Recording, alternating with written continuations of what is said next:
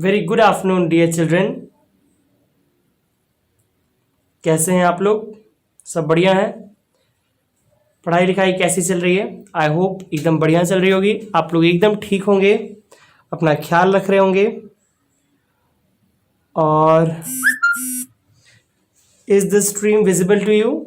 M I audible? क्या आप मुझे सुन सकते हैं? क्या आप yes? Can you all hear me? Yes sir? क्या आप लोग मुझे सुन सकते हैं? Yes sir? Can you all hear me? बच्चों, क्या आप लोग मुझे सुन सकते हैं? ओके फाइन, ठीक है। ओके, तो आज हम लोग शुरू करेंगे अपना topic acid basis and salt. ये आपके लेसन नंबर 2 है केमिस्ट्री का, क्लास 10th का सिलेबस का लेसन नंबर 2 केमिस्ट्री का।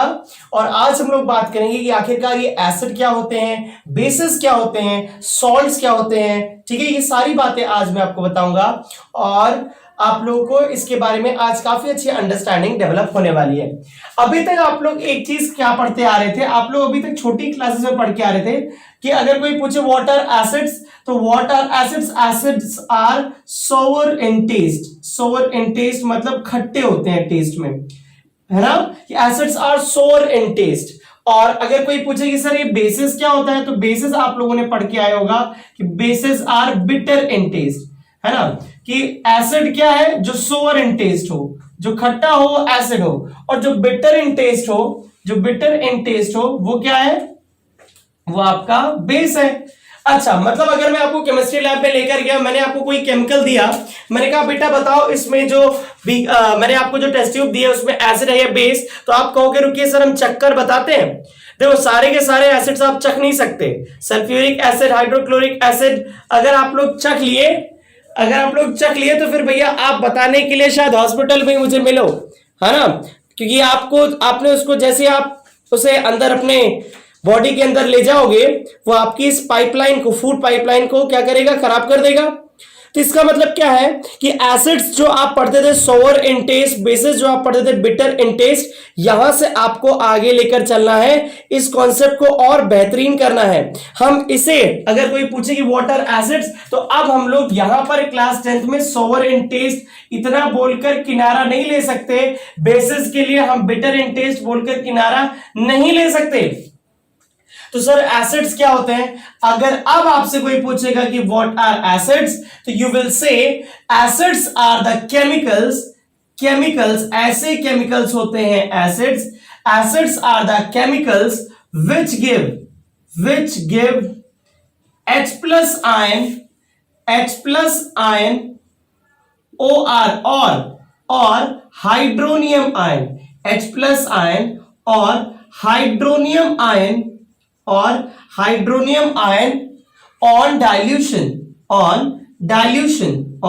dilution। इसका मतलब क्या है? कि ऐसे chemicals, the chemicals which give H plus ion और हाइड्रोनियम आयन। अब यहां पर एक टर्म में इस्तेमाल कर रहा हूं हाइड्रोनियम आयन। तो ये हाइड्रोनियम आयन क्या है बेटा? हाइड्रोनियम आयन, जरा ध्यान दीजिएगा, ये हाइड्रोनियम आयन क्या चीज है समझो। मैं इसकी पूरी कहानी आपको समझाने के लिए लेकर चल रहा हूं। पहले अभी हमारे पास कुछ बच्चे अभी भी लाइव नहीं आए, एक बार इस वीडियो को जरा शेयर कर दो अपने ग्रुप में और सबको जल्दी से बुला लो, कह दो कि क्लास स्टार्ट हो गई, सब बच्चे आ जाएं जल्दी से, सब बच्चे लाइव आ जाएं। अभी भी काफी बच्चे नहीं आए, एक बार वीडियो को फटाफट अपनी तरफ से शेयर कर दीजिए ताकि सभी बच्चे आ जाएं। ओके, ओजस सिंह ने शेयर कर दिया, फटाफट एक बार शेयर कर दीजिए कि अभी भी कुछ बच्चे मुझे लग रहा है जो लाइव नहीं आए हैं, सभी लोग आ जाएं।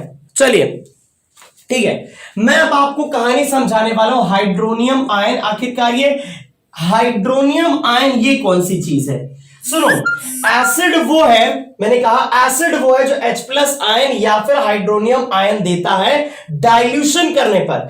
डाइल्यूशन मतलब डाइल्यूट करना, मतलब आपके घर पे जब दाल में नमक ज्यादा हो गया तो मम्मी क्या करती है? उसमें पानी मिला देती हैं, थोड़ा सा पानी मिलाकर गर्म कर देती हैं, है ना? खीर बहुत ज्यादा ही गाढ़ी हो गई तो उसमें पानी मिलाकर थोड़ा सा उसे चला दिए, मतलब पानी मिलाना, adding H2O, adding H2O is known as dilution.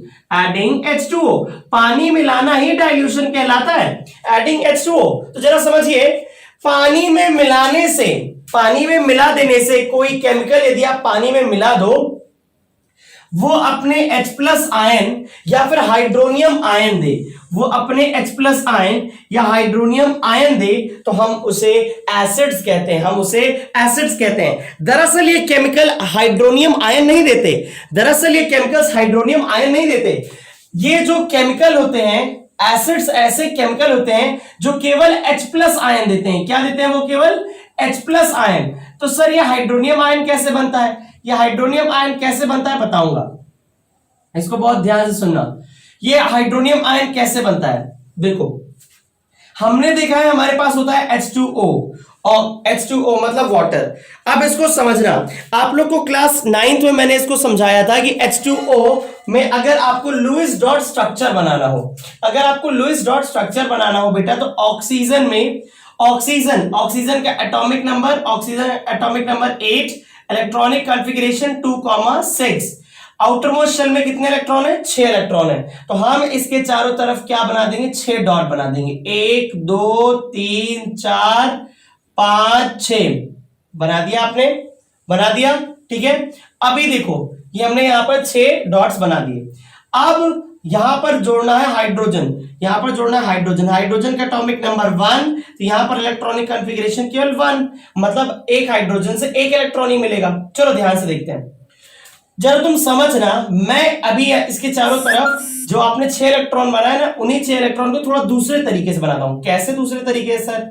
मैं बता रहा हूं बेटा। ये ऑक्सीजन हो गया, यहां पर 1 2 3 4 5 6 ठीक है ना, ऑक्सीजन के चारों तरफ। इस हाइड्रोजन का एक इलेक्ट्रॉन, इस हाइड्रोजन के इलेक्ट्रॉन को मैं किसी दूसरे कलर से बना देता हूं। हाइड्रोजन का इलेक्ट्रॉन है, ये भी उसी कलर का है। हाइड्रोजन का इलेक्ट्रॉन मैं दूसरे कलर से बना देता हूं, ताकि आप लोग देख पाए कि हाँ भैया ये दूसरे का इलेक्ट्रॉन है। ये हाइड्रोजन का इलेक्ट्रॉन है, लाल वाला, ठीक है ना, ये हाइड्रोजन का इलेक्ट्रॉन है। और ऐसे कितने यहां पर कितने हाइड्रोजन जुड़े हैं? 2 हाइड्रोजन, मतलब यहां पर एक हाइड्रोजन और जुड़ा हुआ है। ये सारी चीजें आपको नोट्स में बनाना है बेटा, ठीक है, याद रखिएगा। अभी नोट्स लिखवा कम रहा हूं, पर ये जितने फैक्ट मैं बताता हूं ये भी आपको नोट करने हैं। तो देखो, H2O का रियल स्ट्रक्चर ये है, दिख रहा है? H2O का रियल स्ट्रक्चर यहां पर है, ये दिख रहा है आपको H2O। अब यहां पर देखो, जरा समझना, ये जो दो इलेक्ट्रॉन आपस में बॉन्ड बना लेते हैं, ये जो दो इलेक्ट्रॉन आपस में बॉन्ड बना लेते हैं, ये बॉन्ड बना लेते हैं, ये जुड़ जाते हैं, ये इलेक्ट्रॉन्स फिक्स हो जाते हैं, ये इलेक्ट्रॉन्स फिक्स हो जाते हैं, मतलब ये मूव नहीं कर सकते, ये फ्री नहीं है, ये किसी चीज में पार्टिसिपेट नहीं कर सकते। परंतु यहां पर आप देखो, यहां पर 2 इलेक्ट्रॉन और यहां पर 2 इलेक्ट्रॉन, ये है आपके, इन्हें कहा जाता है लोन पेयर। इन्हें क्या कहा जाता है? Lone pair of electron. क्या कहा जाता है? Lone pair of electron. उन्हें क्या कहा जाता है? जो फ्री वाले जो इलेक्ट्रॉन है उन्हें कहा जाता है लोन पेयर ऑफ इलेक्ट्रॉन्स। अब भैया ये इलेक्ट्रॉन्स है, इलेक्ट्रॉन्स है मतलब नेगेटिव है, बहुत ध्यान से देखना। ये इलेक्ट्रॉन्स है, और इलेक्ट्रॉन्स का मतलब क्या होता है? इलेक्ट्रॉन्स कैसे चार्ज होते हैं? इलेक्ट्रॉन्स कैसे चार्ज होते हैं? नेगेटिवली चार्ज होते हैं। इलेक्ट्रॉन्स कैसे चार्ज होते हैं? मतलब ये भी नेगेटिव है, ये भी नेगेटिव है, ये लोग नेगेटिव चार्जेस हैं। यहां पर दो नेगेटिव चार्जेस बैठे हुए हैं। तो ऐसा कोई भी chemical which give H plus ion, जब कोई केमिकल पानी में डाला जाता है, सुनिएगा, जब कोई केमिकल पानी में डाला जाता है, जैसे अगर हम बात कर रहे हैं H2SO4, बहुत ध्यान से देखना, हम बोल रहे हैं H2SO4, बहुत ध्यान से देखिएगा। मैंने कहा आपने H2SO4 को पानी में डाला, तो आप जब इसे पानी में डालोगे ना, जब आप इसे पानी में डालोगे तो ये 2H प्लस, ये 2H प्लस और SO4 2 माइनस आयन देगा, SO4 2 माइनस आयन देगा। अब ये जो 2H प्लस बना, सुनो, कहां पर? पानी में। यहां पर एक्वस कर दे रहा हूं, कहां डालने पे? पानी में। कहां डालने पर? पानी में। पानी में डालने पर ये अपने आयंस में टूटेगा। सुनना एक बात, क्या केमिकल्स को, किसको? इस केमिकल को हमने ले लिया, हमने इसको पानी में डाला तो अपने आयंस में टूट गया, अपने आयंस में टूट गया, H प्लस और SO4 माइनस में टूट गया, ठीक है ना। तो अब ये जो H प्लस यहां से मिला है ना, ये जो H प्लस मिला है ना, चाहे ये पर ये प्रैक्टिकली H+ आपको मिलता नहीं है। प्रैक्टिकली हम कहते तो हैं the chemicals which give H+ ion, पर सचमुच ये जो H+ आयन यहां पर क्रिएट होता है ना, जो H+ आयन यहां पर क्रिएट होता है, H+ पॉजिटिव है, H+। अच्छा सुनो, यहां बहुत ध्यान से देखना, मान लेता हूं ये हाइड्रोजन का न्यूक्लियस है, ये न्यूक्लियस है और उसके पास ये एक इलेक्ट्रॉन दिख रहा है, दिख रहा है, ये हाइड्रोजन बना रहा हूं, बहुत ध्यान से देखना, ये हाइड्रोजन बना रहा हूं, इसमें प्रोटॉन है, इसमें न्यूट्रॉन है। अच्छा सुनो, अगर हम प्रोटियम की बात करें, क्लास 9th याद करो, प्रोटियम की बात करें, प्रोटियम मतलब अगर आप बात करो 1H1 की, तो 1H1 में बेटा न्यूट्रॉन तो होता ही नहीं, याद करो, बताया था ना, न्यूट्रॉन प्रोटियम में नहीं पाया जाता। समझ में आ रहा है यस और नो? बोलो। तो प्रोटियम नहीं पाया जाता, किसमें? प्रोटियम में न्यूट्रॉन नहीं पाया जाता, प्रोटियम में न्यूट्रॉन नहीं पाया जाता। तो देखो यहां पर न्यूट्रॉन तो था ही नहीं, केवल प्रोटॉन था और एक इलेक्ट्रॉन था, ठीक है ना। अब मान लो इसका एक इलेक्ट्रॉन यहां से निकल के चले गया, मान लेते हैं ये इलेक्ट्रॉन निकल के कहीं पर चला गया, तो अगर इलेक्ट्रॉन चला गया तो एटम के पास कौन सा चार्ज आ जाता है? +1। ये सब मैं आप लोग को क्लास 9th में ही पढ़ा चुका हूं कि atom when loses electron, atom when loses electron it becomes positively charge, it becomes positively charge, it becomes positively charge. तो हाइड्रोजन क्या बन गया? H+ बन गया। हाइड्रोजन क्या बन गया? H+ बन गया। ये H+, ये H+ आकर इसी लोन पेयर के इलेक्ट्रॉन को कहता है, अरे वाह। सुनो, हमने इस केमिकल को पानी में डाला, हमने H2SO4 को पानी में डाला, उसमें पानी में डालते ही उसने 2H+ और SO4 2- बनाया। अब ये जो H+ है, इसकी कार्यस्थानी यहां समझा रहा हूं, ये जो H+ बना उसकी कार्यस्थानी यहां समझा रहा हूं। मैंने कहा ये जो H+ बना है, ये पानी वाले लोन पेयर इलेक्ट्रॉन को देखता है, कहता है अरे वाह भाई वाह, यहां तो ढेर सारे इलेक्ट्रॉन्स हैं। क्या है? इलेक्ट्रॉन्स हैं। यहां पर क्या है? ढेर सारे इलेक्ट्रॉन्स हैं। ये वाले दो तो फंसे हुए हैं, नीचे तो ये बॉन्ड फंसे हुए। ये है H2O का रियल स्ट्रक्चर, ये H2O का रियल स्ट्रक्चर। ये जो H+ आयन बना, इसने कहा यार H2O के पास क्या है? नेगेटिवली चार्ज इलेक्ट्रॉन्स हैं और मेरे पास इलेक्ट्रॉन की कमी है, मेरा इलेक्ट्रॉन चला गया और दूसरे के पास इलेक्ट्रॉन है। आपका पेन खो गया, सामने वाले के पास पेन है, तो आपको लालच आएगी या नहीं आएगी? बिल्कुल आएगी। तो इसका मतलब ये देखिए, इसका अपना इलेक्ट्रॉन तो निकल के चले गया था, तो ये H+ क्या करेगा? यहां पर आकर चिपक जाता है, केवल एक दूसरे के साथ चिपक जाता है। क्यों चिपक गया? इन इलेक्ट्रॉन से आकर, यहां सीधे बोलूं तो इन इलेक्ट्रॉन से आकर चिपक गया। क्यों आकर चिपक गया भैया? क्यों आके चिपक गया? इस इलेक्ट्रॉन के पास क्यों आ गया? क्यों ऑक्सीजन के पास आकर चिपक गया? क्योंकि ये स्वयं था पॉजिटिव और इसके ऑक्सीजन पर उपलब्ध थे नेगेटिव इलेक्ट्रॉन्स, ठीक है ना। ओके, तो यहां पर क्या था? ये पॉजिटिव था, यहां पर क्या था? ये नेगेटिव था। बात समझ में आ गई? यहां पर आपको बात समझ में आ गई? तो यहां पर नेगेटिव इलेक्ट्रॉन्स उपलब्ध थे, ये स्वयं पॉजिटिव था, इसीलिए ये दोनों आपस में एक दूसरे से चिपक जाते हैं। ये दोनों आपस में एक दूसरे से चिपक जाते हैं, ये दोनों आपस में एक दूसरे से चिपक जाते हैं। और अगर मैं इसको बहुत फॉर्मली लिखूं, मैं फॉर्मली लिखूं कि H2O, ये तो ऊपर वाला क्या था? ये क्या था? H2O प्लस ये क्या जुड़ गया इसके साथ? H2O plus H+, H2O plus H+ gives H3O plus, H3O plus। मतलब मैं कहता हूं कि ये H3O plus किससे बना है? when H2O, when water combines with H+, when water combines with H+, चाहे H+ बोलूं चाहे प्रोटॉन बोल दूं, क्या बोल दूं? चाहे H+ बोल दूं चाहे प्रोटॉन बोल दूं, क्योंकि इसमें इलेक्ट्रॉन तो है ही नहीं, न्यूट्रॉन का कोई मतलब ही नहीं था, न्यूट्रॉन था ही नहीं, है ना। तो water combines with proton and it forms hydronium ion. ये क्या है? Hydronium ion. ये क्या है? Hydronium ion. तो ये हाइड्रोनियम आयन क्या था? H3O+, ठीक है ना। तो हम ये पाएंगे कि ऐसा केमिकल जिसको पानी में डालने पर ऐसा केमिकल जिसको पानी में डालने पर H प्लस आयन मिलता हो, या फिर वही H प्लस आयन H2O के साथ कंबाइन करके H3O प्लस बना रहा है ना। हम कहते तो हैं कि अगर हम थ्योरी के हिसाब से बात करें तो होता है कि H प्लस बनता है, H प्लस बन रहा है, H प्लस बन रहा है। पर यार वो H प्लस जो निकला था, वो जो H2SO4 से जो H2SO4 से जो H प्लस निकला था, वही H2SO4 से जो निकला हुआ H प्लस था, वो क्या किया, वो पानी के H2O के साथ कंबाइन कर गया, वो पानी के H2O के साथ कंबाइन कर गया और H3O प्लस आयन बना दिया, वो H3O प्लस आयन बना दिया। ये आपने पढ़ा कि हाइड्रोनियम आयन कैसे बना है।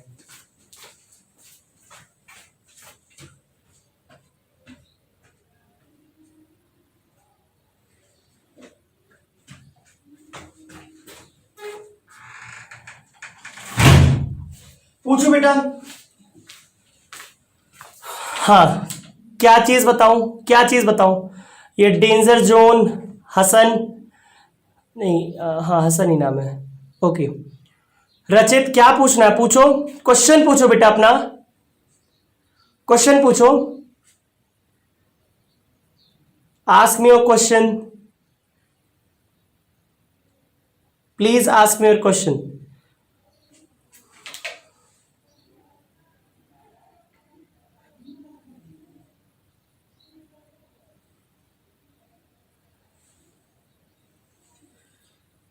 चलो एक बार फिर से बताता हूं।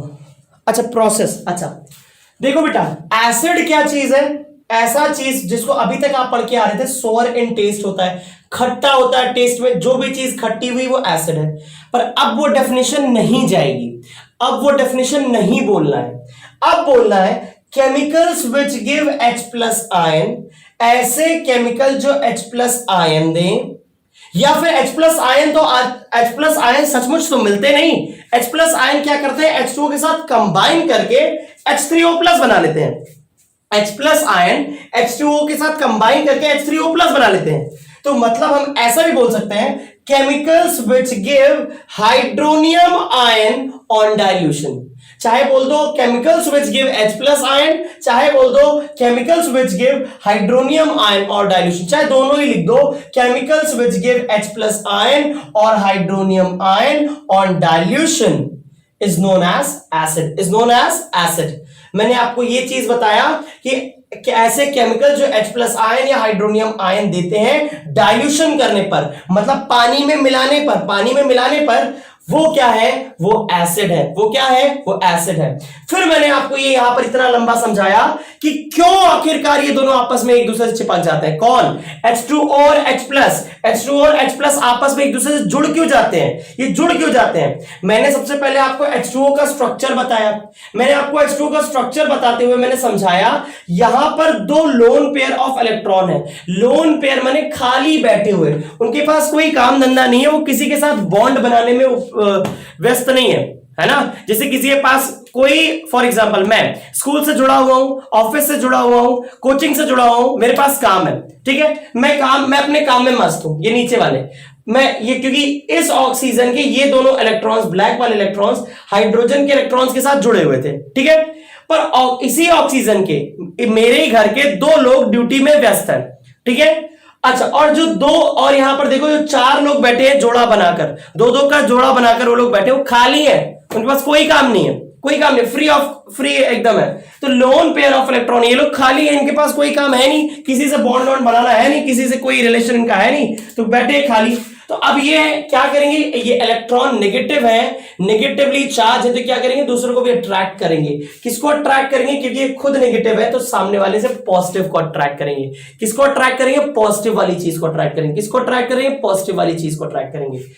क्योंकि आपने बताया कोई भी ऐसा केमिकल जब आप पानी में डालो और H प्लस आयन दे दे, जैसे कि मैंने H2SO4 का एग्जांपल लिया, मैंने कहा बेटा ये H2SO4 जब अपने आयंस में टूटेगा 2H प्लस और SO4 2 माइनस में, क्योंकि आपने जैसे ही पानी में डाला H2SO4 को, वो अपने आयंस में टूट गया। आपने पानी में डाला H2SO4 को, अपने आयंस में टूट गया। यहां से जो H प्लस आयन बना, ये जो H प्लस आयन बना, मैंने पहले तुम्हें ये समझाया कि H प्लस आयन क्या होता है, केवल प्रोटॉन होता है। H प्लस आयन क्या होता है, केवल प्रोटॉन होता है, केवल प्रोटॉन, केवल प्रोटॉन, केवल प्रोटॉन, न्यूट्रॉन तो होता ही नहीं। इलेक्ट्रॉन था वो निकल के चले गया, है ना, तभी तो H प्लस बनेगा। तो H प्लस क्या है, proton positive, electron H plus क्या है, प्रोटॉन पॉजिटिव। और ये H2O क्या था, ये यहां पर H2O में थे फ्री इलेक्ट्रॉन, खाली बैठे हुए इलेक्ट्रॉन, है ना, नेगेटिव इलेक्ट्रॉन। और यहां पर क्या था, H प्लस पॉजिटिव, पॉजिटिव था। तो उस पॉजिटिव प्लस नेगेटिव को कहा यार हमारे पास इलेक्ट्रॉन की कमी है, हम वहीं चलते हैं, क्योंकि ऑक्सीजन के पास दो लोग पहले से उपलब्ध हैं, है ना। किसी के घर पे बच्चे ही ना हो, वो कहे कि यार हम एकदम खाली हैं, क्या करें, हमारे अपने बच्चे तो दूसरे कहीं गए थे, शटडाउन में फंस गए, तो चलो हम क्या करते हैं, पड़ोस के घर पे चलते हैं, वहां पर बच्चे, उनके साथ बैठ के खेला कूदा जाएगा। तो मतलब क्या, यहाँ नेगेटिव इलेक्ट्रॉन्स थे, यहाँ पर नेगेटिव इलेक्ट्रॉन्स पहले से उपलब्ध थे, किसके पास, H2O के पास, और H प्लस के पास इलेक्ट्रॉन थे नहीं। तो इसने कहा यार चलो इन्हीं के साथ बैठा जाए, इन्हीं से चिपक जाया जाए। तो H2O plus H plus gives H3O plus hydronium ion. I hope आपको ये चीज समझ में आ गया होगा।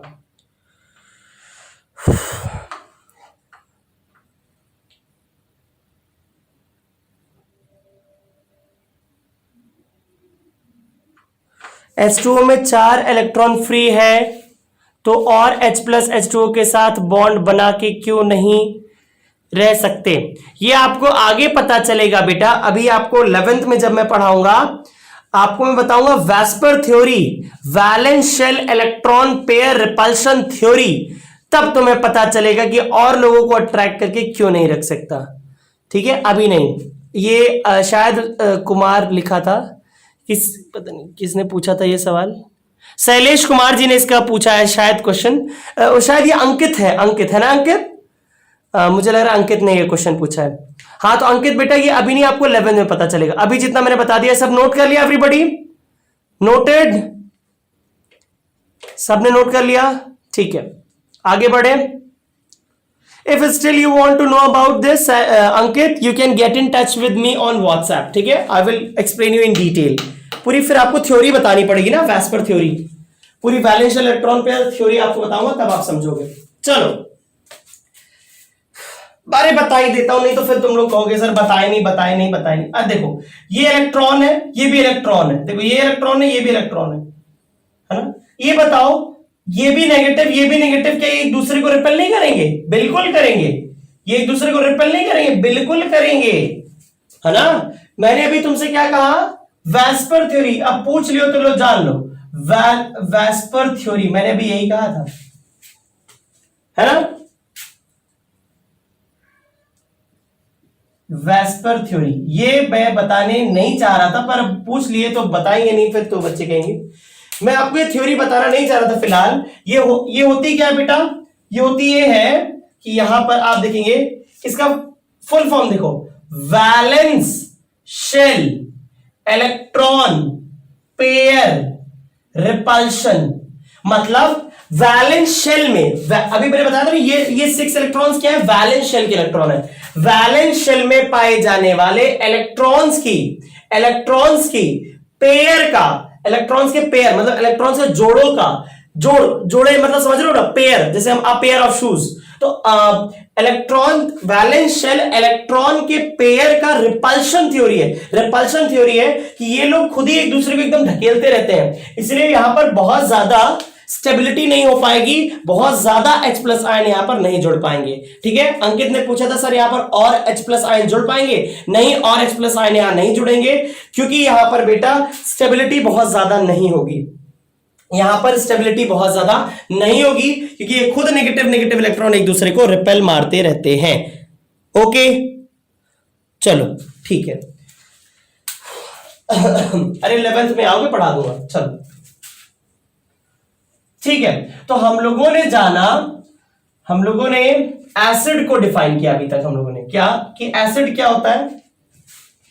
एसिड क्या होता है, एसिड ऐसे केमिकल्स होते हैं जो कि जिनके पास H प्लस आयन या फिर H3O प्लस आयन पाए जाते हैं डाइल्यूट करने पर, या ऐसे chemicals, the chemicals which give The chemicals which give H plus ion or hydronium ion on dilution is called acid. इन्हें क्या कहा जाएगा? इन्हें एसिड कहा जाएगा. आई होप आपको ये बातें मेरी क्लियर हो गई हो. ठीक है ना? ये चीज आपको पहले क्लियर हो गया हो, तब फिर यहां से आगे बढ़ो. अब देखते हैं कि सर फिर हम बेस किसे डिफाइन करेंगे. यार H प्लस, सुनो, ये है H प्लस. अब देखो केमिकल्स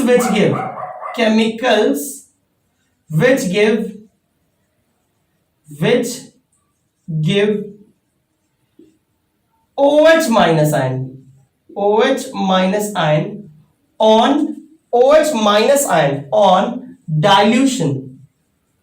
on dilution.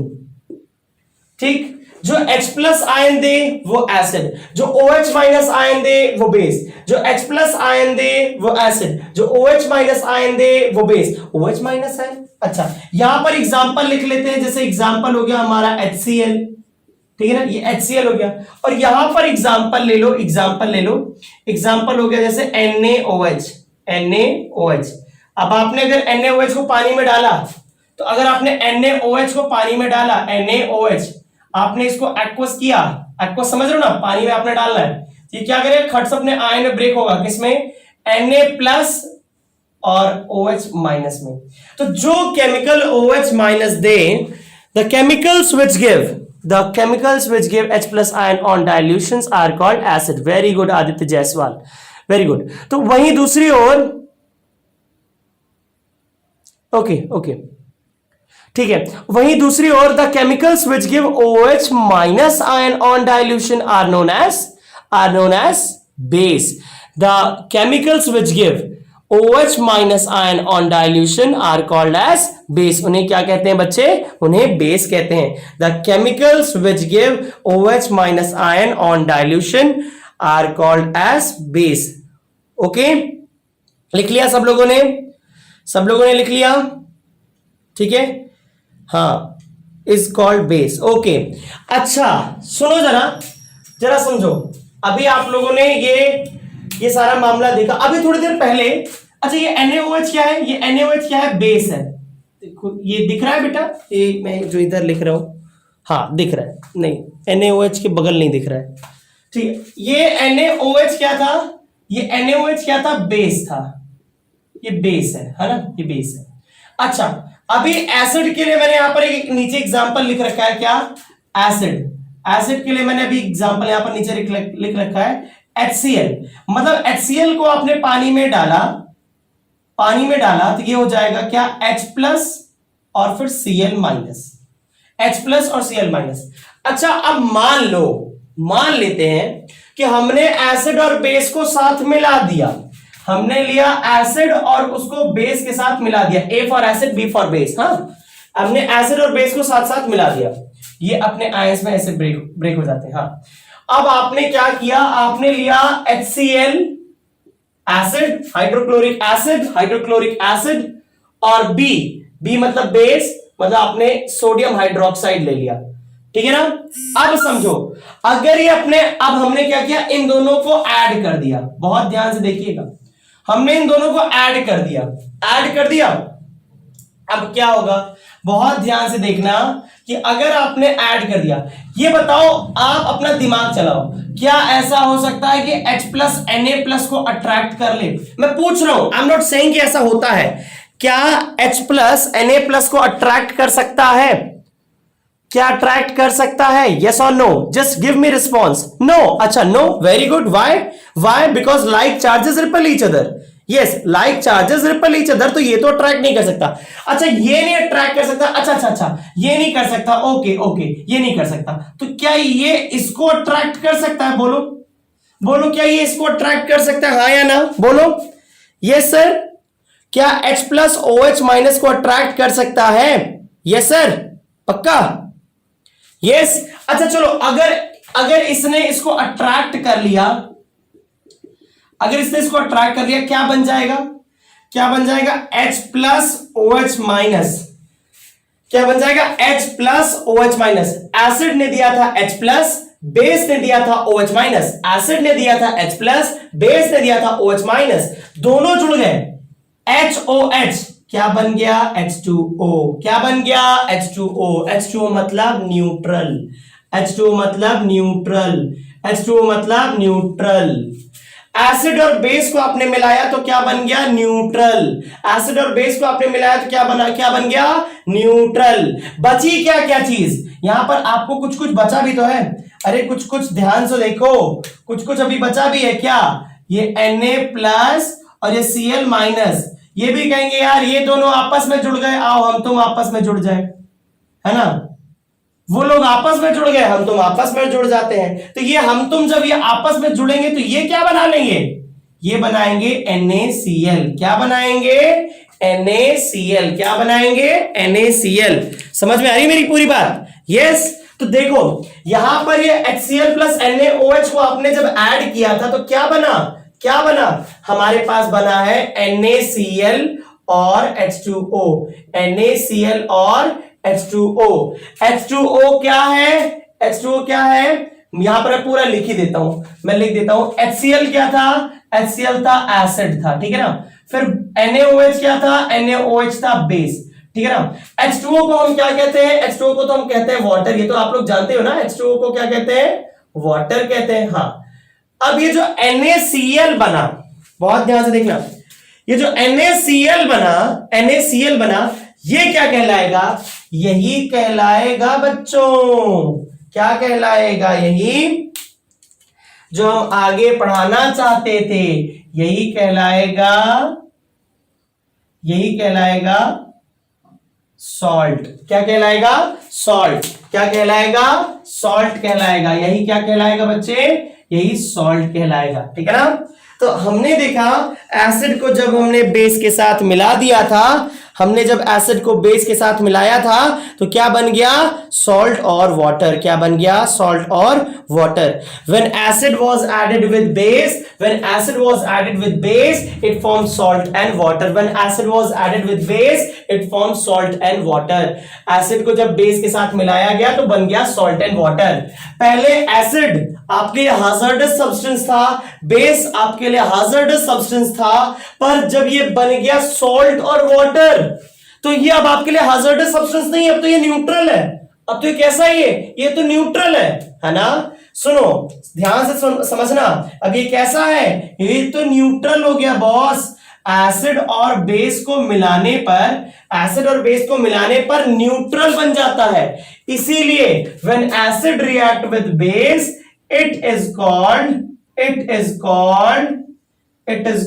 क्या, it is called neutralization reaction, it is called neutralization reaction, इसे क्या कहते हैं, इसे न्यूट्रलाइजेशन रिएक्शन कहा जाएगा, ठीक है, इसे क्या कहा जाएगा, this process is known as neutralisation. When acid react with base it forms salt and water, this reaction is called neutralisation reaction. पूरी डेफिनेशन कायदे से लिखिए, when acid react with base it forms salt and water, this reaction is known as neutralisation reaction. Please लिखिए, when acid react with base it forms salt and water, this is known as neutralization reaction। I hope आप सभी लोगों ने ये चीजें लिख ली, ठीक है। फिर से, when acid react with base it forms salt and water, this is known as neutralization reaction। हाँ ओके, इसे न्यूट्रलाइजेशन रिएक्शन क्यों कहा जाता है, क्यों न्यूट्रलाइजेशन रिएक्शन कहा जाता है, क्योंकि यहां पर एसिड बेस के प्रभाव को, बेस एसिड के प्रभाव को न्यूट्रल कर देता है, मतलब प्रभावहीन कर देता है, उनका प्रभाव खत्म कर देता है। तो अगर हमें इस लेसन का नाम एसिड बेसिस एंड सॉल्ट ना लिखकर अगर ऐसे लिख दिया जाता, एसिड प्लस बेस बराबर सॉल्ट लिख दिया जाता, तब भी काम बन जाता, ठीक है ना। तो ये जो है एसिड प्लस बेसिस बराबर सॉल्ट, ये हो गया आपका, यही है आपका लेसन का पूरा सारांश। इसी में हम लोगों को इन चीजों के बारे में जानना है, ठीक है, पहले इतनी बातें सबके समझ में आ गई? जिसको इतनी बातें समझ में आ गई हो लिखो best wishes Shri Ram institute, screenshot निकाल लो फटाफट इतने सारी चीजों का, फिर आगे बढ़ते हैं। जिस जिसको समझ में आएगा वो लिखिएगा best wishes Shri Ram institute, और जिससे नहीं समझ में आया please raise your doubt, please raise your doubt, पूछे, कोई अगर डाउट हो तो आप पूछ सकते हैं। ओके, किसी को कोई डाउट नहीं है, मैं आगे चलूं? ओके ओके ठीक है, चलो फिर। ओके, वेल एंड गुड, बहुत बढ़िया। अब बच्चे हम लोग यहां पर समझ गए। अच्छा, मान लेता हूं मैंने इस बॉटल को लिया, या मैंने बॉटल नहीं, चलो मैं ये ट्रांसपेरेंट ले लेता हूं। मैंने एक ग्लास लिया और मैंने इसमें पानी डाल दिया, मैंने इसमें पानी ऐड किया और मैंने इसमें कोई बाहरी केमिकल ऐड किया। तो कैन यू सी H+ और OH- आयन? क्या आप ऐसे देख सकते हो कि हाँ वो रहा H+ आयन, हाँ वो रहा OH- ion? Can you observe it like this? आप इस तरीके से देख सकते हैं? आप ये जो H+ आयन, ये जो हाइड्रोनियम आयन, ये जो OH- आयन, ये जो मैं बता रहा हूं, आप इनको ऐसे देख पाते हो? हाँ ये देखो। अच्छा, ऑक्सीजन दिखाई दे रही है? मैं यहां पर पढ़ा रहा हूं, ऑक्सीजन तो होगी, वरना सांस ले रहा हूं ना, ऑक्सीजन दिख रही है? अगर ऑक्सीजन नहीं दिख रही तो फिर हाइड्रोजन उसमें अगर जुड़ गया तो क्या दिखने लगेगी? तो ये OH- आयन दिखेगा, ये H+ आयन दिखेगा? नहीं, हमें दिखेगा नहीं, ये हमें दिखेगा ही नहीं। अच्छा, तो जब दिखेगा नहीं तो हमें पता कैसे चलेगा? हमें दिखेगा नहीं तो पता कैसे चलेगा? इसके लिए हमारे पास अब होने चाहिए क्या? इंडिकेटर्स। क्या होने चाहिए? इंडिकेटर्स। अब हम अपना अगला टॉपिक पढ़ने वाले हैं जिसका नाम है इंडिकेटर्स। इंडिकेटर्स मतलब जो इंडिकेट करेगा कि भैया ये जो चीज तुम बीकर में लिए हो वो एसिड है या बेस है, वो इंडिकेट करेगा। कौन? इंडिकेटर इंडिकेट करेगा। ठीक है ना? तो चलो देखते हैं। ओके, अब यहां पर समझना इंडिकेटर क्या होते हैं। Indicator are the substances. ठीक, इंडिकेटर ऐसे सब्सटेंसेस होते हैं which indicate the presence of acid, base or neutral substance according to their physical properties। ऐसी चीजें, ऐसे सब्सटेंसेस, ठीक है, मैं बात कर रहा हूं इंडिकेटर्स की। ऐसी चीजें, ऐसे सब्सटेंसेस जिनको आप इस्तेमाल करके, जिनके द्वारा आपको पता चल जाए कि कोई चीज आपके पास which indicate the presence of acid, bases or neutral, which indicates acid, bases or neutral substance by changing its physical properties। मतलब अपनी फिजिकल प्रॉपर्टीज चेंज कर लेंगे तो आपको समझ में आएगा कि अच्छा ये बात है कि ये तो एसिड था, अच्छा ये तो बेस था। अब आइए देखते हैं, यहां पर काफी सारे आप लोग एग्जांपल दे रहे हैं, जैसे कि टर्मरिक है यहां पर। हाँ जी, बिल्कुल सही, आप बिल्कुल सही कह रहे हैं, टर्मरिक बिल्कुल सही। परंतु हमें इस लेवल पे, क्लास 10th के लेवल पर कितने इंडिकेटर्स पढ़ने हैं? हमें कितने प्रकार के इंडिकेटर्स पढ़ने हैं? आइए देखते हैं।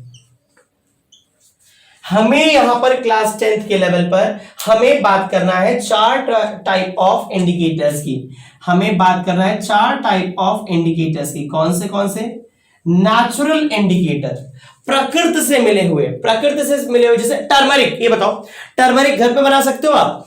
हल्दी बना सकते हो, पैदा कर सकते हो?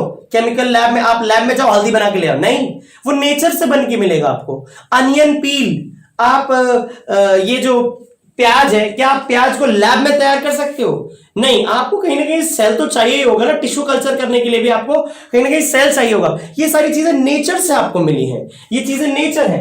नेचुरल इंडिकेटर आप देखेंगे, लाइकेन प्लांट से एक्सट्रैक्ट किया गया लिटमस, जिससे लिटमस सॉल्यूशन बनाए जाते हैं, लिटमस पेपर बनाया जाता है। थैलोफाइटा किंगडम को जो बिलोंग करता है वही लिटमस, उसी वही लाइकेन प्लांट से उसी से लिटमस को एक्सट्रैक्ट किया जाता है। लाइकेन प्लांट से लिटमस को एक्सट्रैक्ट किया जाता है और उससे लिटमस पेपर या लिटमस सॉल्यूशंस बनाए जाते हैं, है ना। तो अब ये फिर से ये क्या हमने बनाया था लाइकेन प्लांट, मैं पृथ्वी पर आया मैंने लाइकेन प्लांट को बनाया? जी नहीं, ये नेचर में पहले से अवेलेबल था। तो इसका मतलब क्या है, ये नेचुरल इंडिकेटर है। रेड कैबेज लीफ, लाल कैबेज की लीफ, आपने अगर रेड कैबेज लीफ पे ध्यान दिया वो अपना रंग चेंज कर लेती है ना, एसिड या बेस की प्रेजेंस में। क्या हमने बनाया? नहीं। The substances which are obtained from nature, natural indicator क्या होते हैं बेटा? natural indicators क्या होते हैं? natural indicators क्या होते हैं? which are obtained from nature, obtained from nature, obtained from nature, जो कि आपको नेचर से मिलते हैं। ऐसे इंडिकेटर्स जो आपको नेचर से मिले वो नेचुरल इंडिकेटर्स। ठीक है, नेचुरल की तो बात हो गई। अब मैं बात करता हूं सिंथेटिक। सिंथेटिक मतलब सिंथेसिस से बनाए हुए। सिंथेटिक इंडिकेटर्स मतलब जो केमिकल प्रोसेस से बनाए गए हो, कहीं पर हमने कोई केमिकल रिएक्शन करके तैयार किया हो, मतलब ऐसा कोई केमिकल जो इसमें रंग चेंज करता हो, जैसे कि अच्छा सिंथेटिक इंडिकेटर्स होते क्या है? विच आर मैन मेड, आप मैन मेड बोल दो, मैन मेड या फिर made through chemical synthesis, made through chemical synthesis, through chemical process बोल दे रहा हूं, चलो आसान वर्ड दे रहा हूं ताकि आप लोग आसानी से जान सको। केमिकल प्रोसेस, कोई दिक्कत नहीं है ना। अच्छा ये तो हो गया सेकेंड वाला। अच्छा थर्ड की बात करते हैं all factory. All factory, do you remember ये ऑल फैक्ट्री वर्ड किससे कनेक्ट कर रहा है? आप लोगों को ऑल फैक्ट्री वर्ड किससे कनेक्ट कर रहा है? आप लोगों को याद होना चाहिए, अभी तो रेस्पिरेशन में पढ़ा के लेकर आया हूं यार। ये ऑल फैक्ट्री वर्ड कहां मिला था? ऑल फैक्ट्री वर्ड आपने कहां पर पढ़ा था? ऑल फैक्ट्री वर्ड रेस्पिरेशन में। Anyone who remember? एनीवन? जिसको भी आंसर नहीं बन रहा है ना, वो नाक कटवा रहा है बेटा, नाक कटवा रहा है। ठीक है, अभी भी याद नहीं आया? अरे दादा अभी भी याद नहीं आया कि ऑल फैक्ट्री इंडिकेटर किससे कनेक्ट कर रहा है? लो, ऑल फैक्ट्री इंडिकेटर किससे कनेक्ट हो रहा है बेटा? All factory word represents smell. मैंने यहां पर आपको 3 पार्टीशन बताए थे नोज में, वहां पर मैंने आपको ऑल फैक्ट्री वर्ड टर्म समझाया था और कहा था विच चेंजेस स्मेल। तो ये मतलब वो ऑल फैक्ट्री का मतलब क्या होता है? वो होता है स्मेल। ठीक है, और ऑल फैक्ट्री इंडिकेटर्स वो होते हैं विच चेंज स्मेल, जो अपनी खुशबू चेंज कर लेते हैं। Which change smell according to the acid और base present over there. For example clove oil, vanilla extract, onion peel, ये सारे क्या है बेटा? ऑल फैक्ट्री इंडिकेटर्स हैं। ये सारे क्या है? ऑल फैक्ट्री इंडिकेटर्स हैं। सर फोर्थ वाला इंडिकेटर बताता हूं। फोर्थ वाले इंडिकेटर पे चलो, और इसका नाम है बेटा, इसका नाम है यूनिवर्सल इंडिकेटर। यूनिवर्सल इंडिकेटर बहुत ज्यादा इंपॉर्टेंट और पूछा जाने वाला। Mixture of indicators which give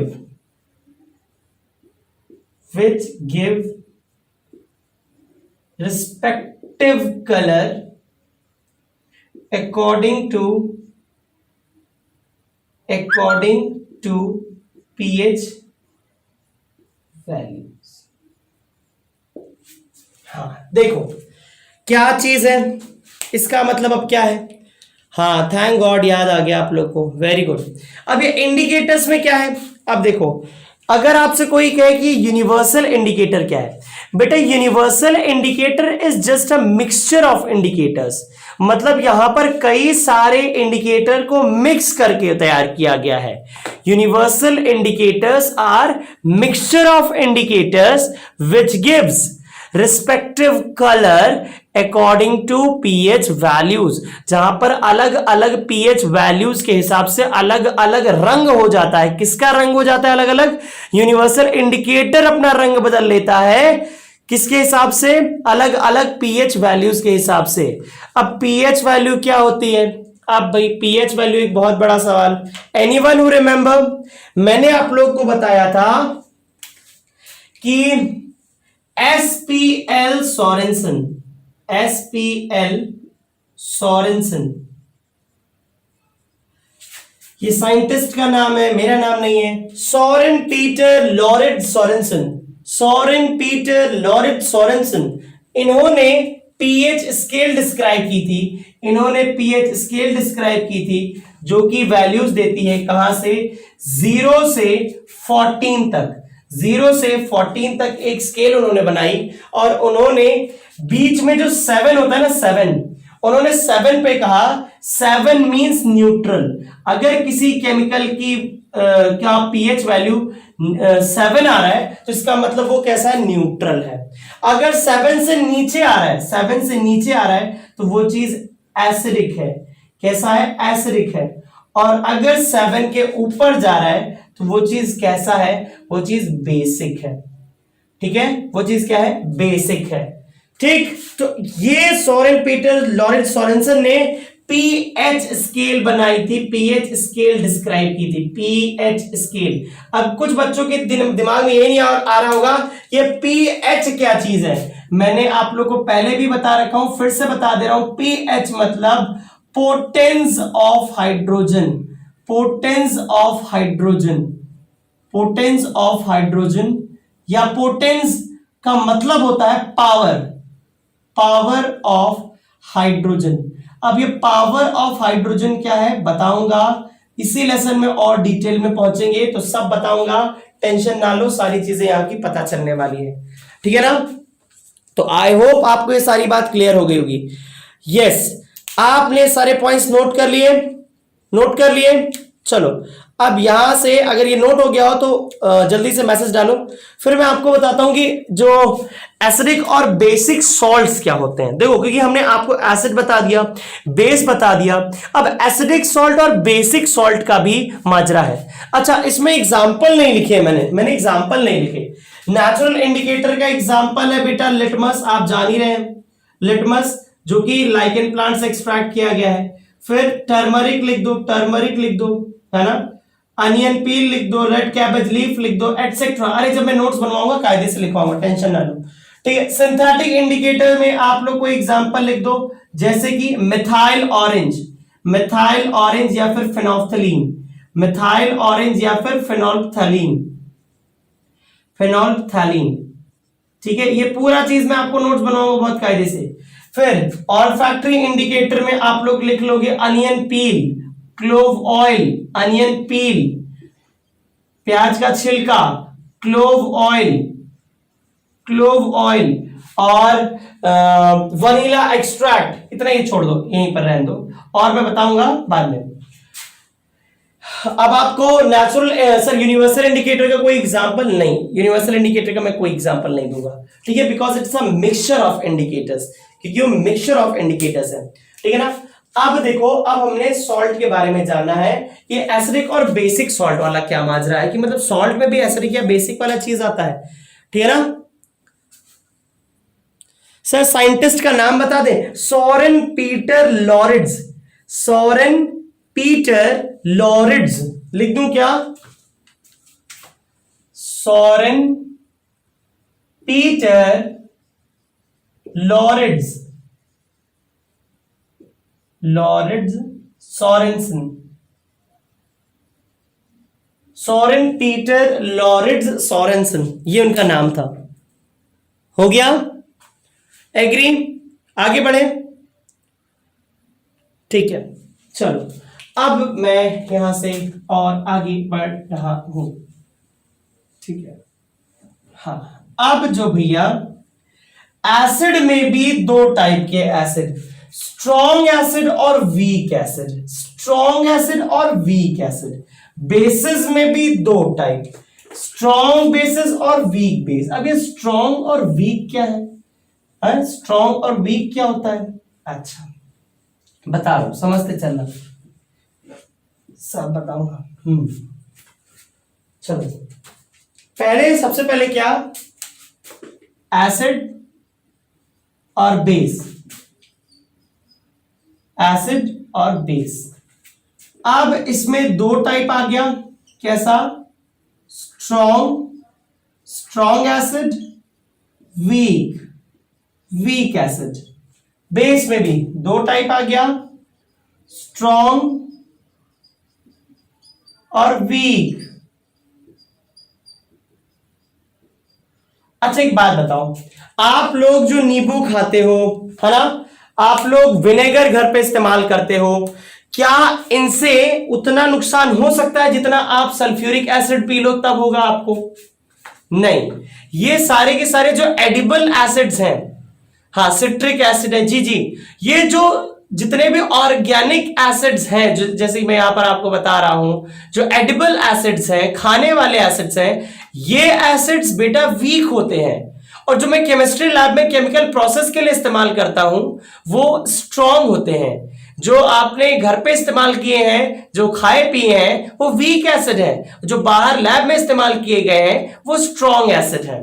तो अब ये वीक और स्ट्रॉन्ग को हम समझेंगे कैसे? सुनिए, जैसे हमने आपको बताया ना कि पीएच वैल्यू देखो, जीरो से हमने क्या बताया था, पीएच वैल्यू जीरो से कहां तक लाई करेगी?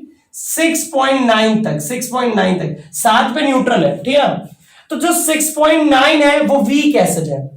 और जैसे फिर 5 पहुंचा और स्ट्रॉन्ग, 4 पहुंचा और स्ट्रॉन्ग, 3 पहुंचा और स्ट्रॉन्ग, 2 पहुंचा और स्ट्रॉन्ग, 1 पहुंचा और ज्यादा स्ट्रॉन्ग। समझ आ रहा है? जैसे जैसे पीएच वैल्यू घटती जाएगी, एसिडिक स्ट्रेंथ, वो स्ट्रॉन्ग एसिड है, स्ट्रॉन्ग एसिड है, ठीक है ना। वो कैसा एसिड है? स्ट्रॉन्ग एसिड है। अभी रुको, मैं यहां पर लिख दे रहा हूं वीक और मैं यहां पर लिख दे रहा हूं स्ट्रॉन्ग। बात वही है, बस पलट के लिख दे रहा हूं। जानते हो क्यों? अभी इसी से हम ऐसे बना लेंगे, अभी इसी से टेबल बना। अब देखो 7 जो है ना, 7 को तुम छोड़ ही दो, क्यों? 7 क्या है? 7 तो बेचारा न्यूट्रल, उसने कुछ नहीं किया, उसको छोड़ दो वहीं पर, उसको वहीं पर छोड़ दो। तो भैया यहां से शुरू करो 7.1 से, 7.1 से लेकर जाओ कहां तक? 7.1 से लेकर जाओ 14 तक। अब 7.1 पे वीक है, 8 पे थोड़ा सा और स्ट्रांग हुआ, 9 पे और, 10, 11, 12, 13। तो जैसे जैसे तुम उधर जाते जाओगे, ये बेसिक स्ट्रेंथ स्ट्रांग होती जाएगी। ये क्या बनाया मैंने? ये क्या बना दिया हूं? पटरी नहीं खींचा हूं, ये पीएच स्केल बनाया हूं। क्या बनाया हूं? PH scale. क्या बनाया हूं? पीएच स्केल बनाया हूं, ठीक है। तो 7 के जैसे इधर आओगे वीक रहेगा, फिर 5 और आए, 4, 3, 2, 1। जितना घटती जाएगी पीएच वैल्यू, एसिड उतना स्ट्रांग है, एसिड उतना स्ट्रांग है। पीएच वैल्यू जैसे जैसे बढ़ती जाएगी तो बेस उतना स्ट्रांग है, ठीक है ना। तो पीएच वैल्यू घटेगी तो एसिड स्ट्रांग है, पीएच वैल्यू बढ़ेगी तो बेस स्ट्रांग है, ठीक है ना। तो आपको ये बातें समझ में आना चाहिए। अब अगर आप कहोगे सर इसको हम डिफाइन कैसे करेंगे, what are strong acid, what are weak acid? Strong acids वो होते हैं, अच्छा सुनो, आप लोग ने चीनी उठाकर घोला होगा पानी में। आप चीनी को उठाकर पानी में घोल देते हो, चीनी फटाफट पूरा घुल जाती है, मिक्स हो जाती है, पूरा अच्छे से उसमें सॉल्युबल हो जाती है, पूरी तरीके से कंप्लीटली सॉल्युबल होती है, हाँ या ना? कंप्लीटली सॉल्युबल हो जाती है, कंप्लीट रूप से घुल जाती है। पर अगर आप वहीं पर उसकी जगह पे, आप चीनी की जगह पे अभी आप मिश्री ले लो, मिश्री जो बड़ी वाली जो चीनी जैसी आती है, बड़ी बड़ी, आप उसको घोलना शुरू करोगे, वो पूरी तरीके से नहीं घुलेगी, वो पूरी तरीके से मतलब कंप्लीटली सॉल्युबल नहीं होगी। समझ में आ रहा है? इसी प्रकार कुछ केमिकल्स होते हैं जो कंप्लीटली H+ आयन में टूट जाते हैं, तो कहीं पर कुछ कंप्लीटली H+ आयन में नहीं टूटते। कुछ केमिकल्स ऐसे होते हैं जो कंप्लीटली H+ आयन में टूट जाते हैं, तो कुछ ऐसे होते हैं जो कंप्लीटली H+ आयन में नहीं टूटते।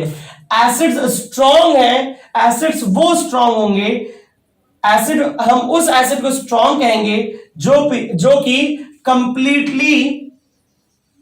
कंप्लीटली आयोनाइज हो जाए, कंप्लीटली आयोनाइज हो जाए। मतलब आपने अगर 100 HCl डाले, आपने 100 HCl डाले तो 100 H+ और 100 Cl- तैयार हो जाए। पर मान लो आपने 100 कोई दूसरा केमिकल डाला, CH3COOH डाला, आपने एसिटिक एसिड CH3COOH के 100 मॉलिक्यूल डाले पानी में, उसमें से केवल 60 ही H प्लस दिए, 60 ही H प्लस और 60 ही CH3COO माइनस दिए, और बाकी CH3COOH 40 ऐसे हैं CH3COOH जो एज इट इज बैठे हुए हैं, वो आयनाइज नहीं हो रहे, तो वो क्या है, वो वीक है। जो कम H प्लस आयन दे वो वीक है, जो ज्यादा H प्लस आयन दे वो स्ट्रांग है। तो जो कंप्लीटली आयोनाइज हो वो स्ट्रांग है, जो कंप्लीटली आयोनाइज हो वो स्ट्रांग है, और जो पार्शियली आयोनाइज हो, जो पार्शियली आयोनाइज हो, जो पार्शियली आयोनाइज हो वो वीक है।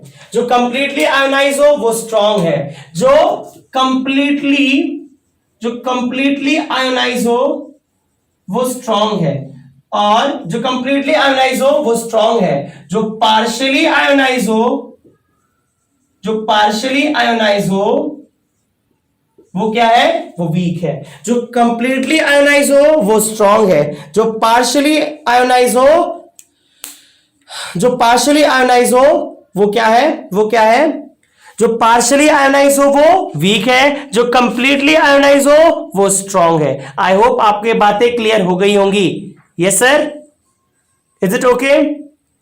जो कंप्लीटली आयोनाइज हो वो स्ट्रांग है, जो पार्शियली आयोनाइज हो वो वीक है। ठीक है, यहां तक समझ में आ गया? ठीक है, हाँ ओके, ठीक है। अब यहां पर कुछ और फैक्ट आपको समझने हैं। क्या फैक्ट आपको समझने हैं, बता रहे हैं।